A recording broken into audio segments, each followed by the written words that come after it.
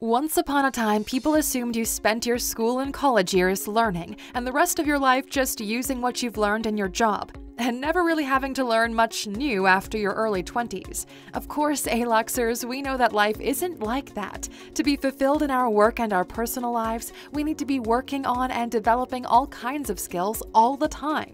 This isn't anything new, it's just the way things are. What is a bit more recent is embracing the mindset of lifelong learning. Basically, being more proactive about getting new skills, whatever age we are. It brings us more opportunities, like a better chance of being the best at our job, making a career change, or becoming an entrepreneur, or learning pretty much anything. Welcome to Alux.com, the place where future billionaires come to get inspired. If you're not subscribed yet, you're missing out. So whatever it is you want to learn, watch this video until the end, and you'll discover the approaches used by successful people to acquire new skills more effectively, or understand a new process better. So let's get straight to it and learn something new right now with 10 steps to learn anything. Number 1. Define what you need to learn. This might sound obvious, but you need to have a specific goal in mind. Learning English isn't a defined plan. Learning how to make phone calls in English to solve IT problems is. Another valid goal is learning English to make basic conversation and small talk. Or to take a totally different example, learning how to code is bad. Learning how to build an e-commerce website is good. The more specific, the better. Also, define the purpose you want to learn for. Very often people start learning something without a specific purpose in mind. They just think it'll probably help them at some point in the future. Like, I want to learn Spanish, it'll be fun, without a real reason for it. The problem is they don't have a defined purpose or a defined goal, which means they are more likely to give it up than see it through. Number 2. Figure out what level of mastery you need.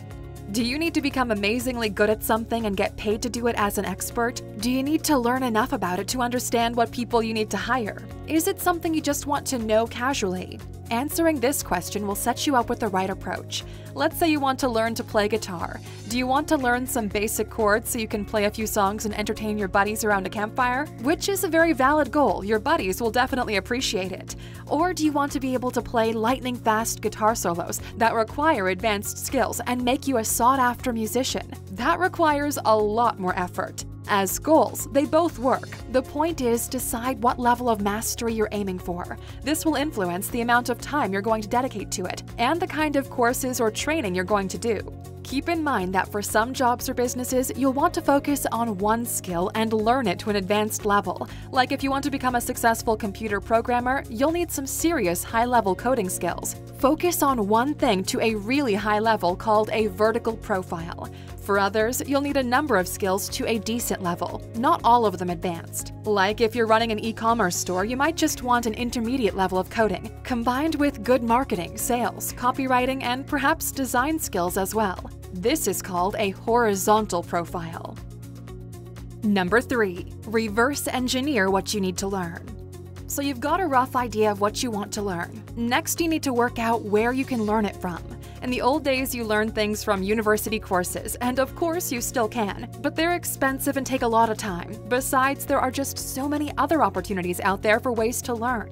In fact, there's never been a time like this in history where there's so much access to information to help us learn any skill. And that's all thanks to the internet, and specifically micro-credentials. Check out what courses are available on micro-credential platforms like Udacity, Coursera, Udemy, and others to see what's available. And spoiler alert, pretty much everything you could possibly want is available. You might have seen the TED Talk by Scott Young where he explains how he did the equivalent of an entire degree program from MIT in computer science without actually taking any classes.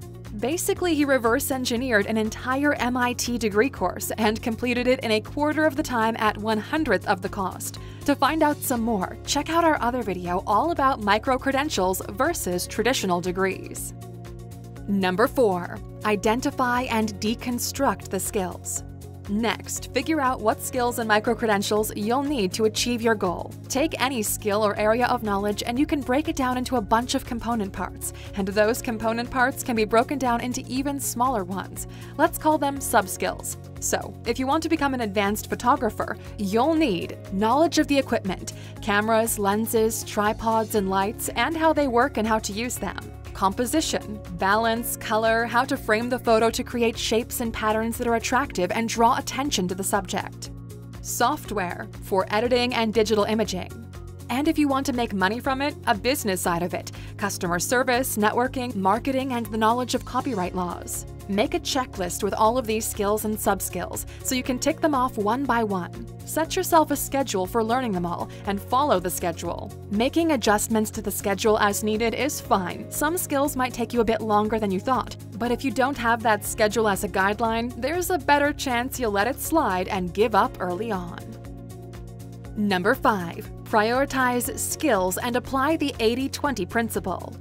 Now you've got your list of skills, figure out which ones will have the most impact.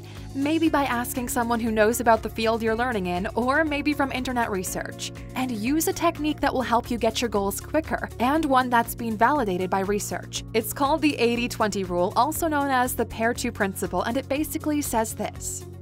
In whatever you do, 20% of the effort you put into it gives you 80% of the results. For example, 20% of the words in a language are enough to hold a normal conversation, or 20% of the chords on a guitar are found in 80% of the songs. Think about any book you've read that you found useful. It's likely a small portion of that book, around 20% of it, gave you the biggest benefit, while the rest was fine but mostly filler. We're guessing around 80%. The numbers aren't set in stone, they'll vary, but you get the point. Find out which skills are going to be the most useful and aim to spend the most time on learning and practicing those ones. There may be some that you can skip or skim over quickly. This will free up some more time to spend on the really important ones.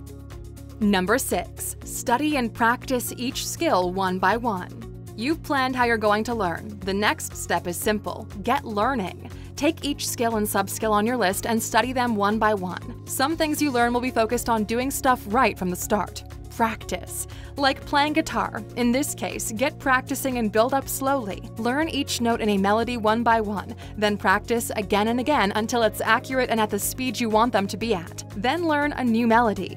Other things you're learning will require more internalizing ideas, like if you're studying for an exam. Theory. Take notes and reorganize your ideas in a way that makes sense for you. Even write them out by hand.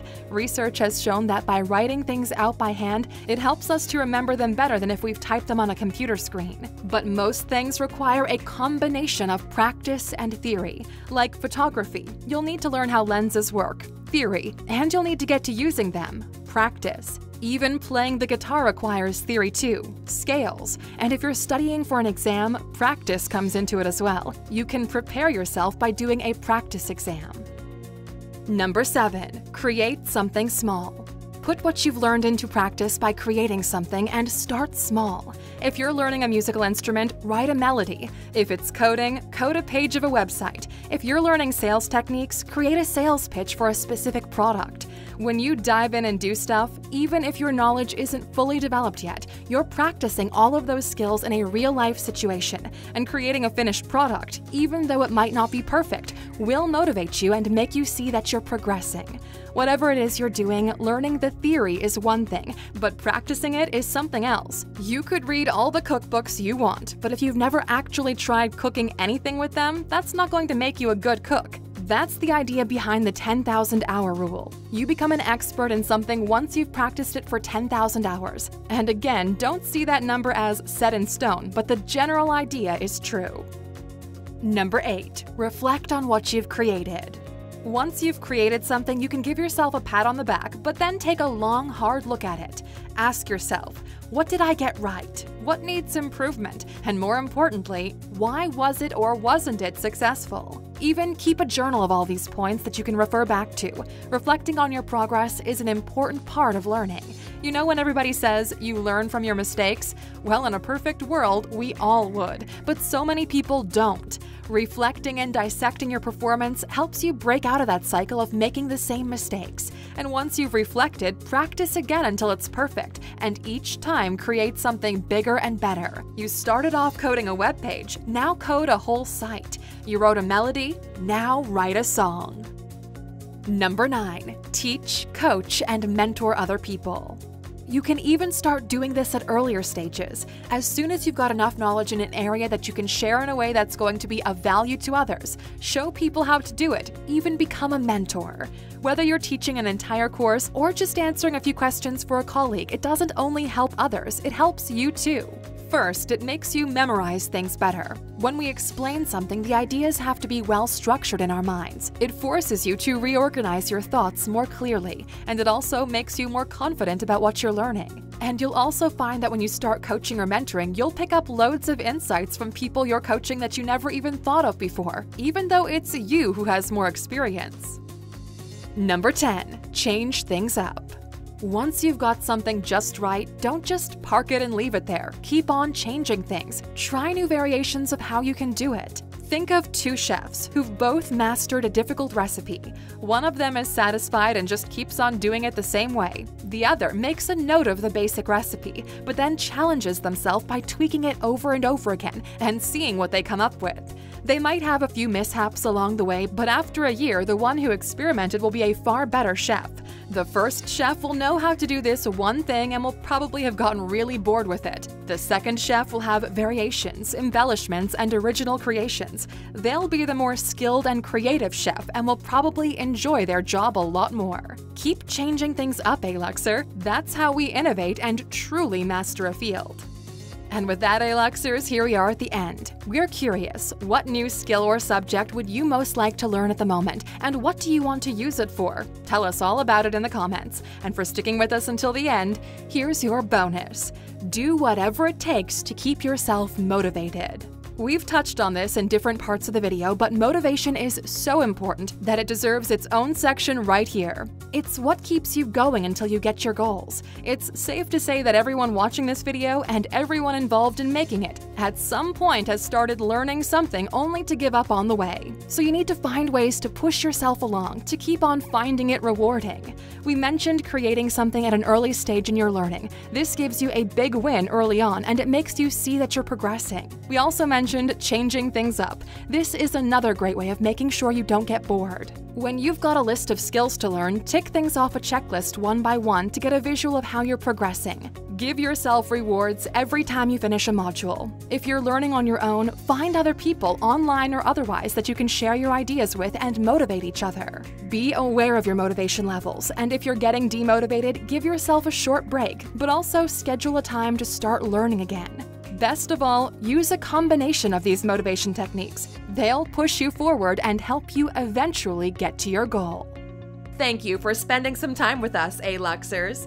Make sure to like and subscribe so you never miss another video.